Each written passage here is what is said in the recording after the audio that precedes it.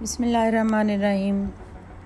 Class ہم health psychology میں study کر رہے ہیں۔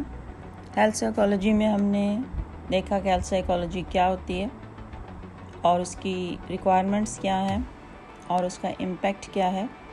ہیلتھ کے بارے میں مختلف ماہرین کے نظریات میں سے دو نظریات کو ہم نے اسٹڈی کیا۔ امام غزالی کے نظریے کو ہم نے پڑھا اور مولانا اشرف علی تھانوی کو۔ اب آپ کو اچھے سے سمجھ آ گیا ہوگا کہ ہیلتھ سے کیا مراد ہے، اس کو ہم ڈیفائن کیسے کرتے ہیں اور اس کی ریکوائرمنٹس کیا ہیں۔ اب جو ہم نے اسٹڈی کرنا ہے آگے، ہمارا جو سارا چیپٹر 2 کا کورس ہے، اس میں ہم نے دیکھنا ہے کہ نارمل اور ایب نارمل بیہیویئر کیا ہے۔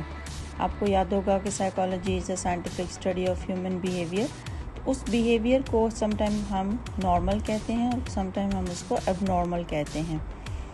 ہیلتھ سائیکالوجی میں ہم نے دیکھا ہے کہ absence of illness is called health. جب بیماری نہیں ہوتی تو اس کو ہم ہیلتھ کا نام دیتے ہیں، اور بیماری ہو تو ہم اس کو بیمار کا نام دیتے ہیں۔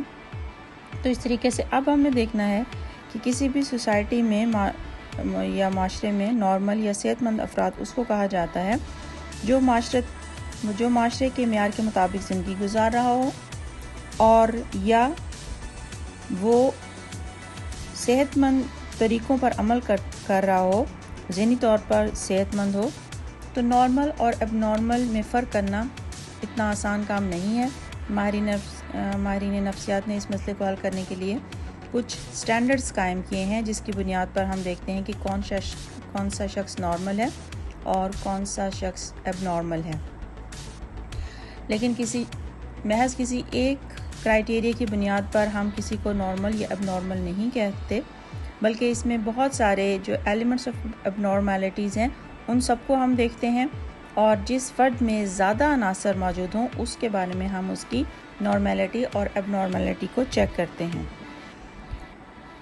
اگر کوئی شخص معاشرے کے قائم کردہ معیاروں کے مطابق اپنی ذات کے بارے میں درست ادراک نہیں رکھتا اور معاشرے کے سٹینڈرڈز یا معیار کے مطابق زندگی نہیں گزارتا، تو وہ بہت سے وہموں اور بہت سارے کانفلکٹس کا شکار ہو جاتا ہے۔ اس کا اپنی ذات پر کنٹرول نہیں رہتا، اس کی عزت نفس کم ہو جاتی ہے، اس کے اندر غیر منطقی کردار اور اضطرابی کیفیت پائی جاتی ہے، اس کے اندر معاشرتی بے حسی اور غیر ہمدردانہ رویہ اور عدم مطابقت کی علامات پائی جاتی ہیں۔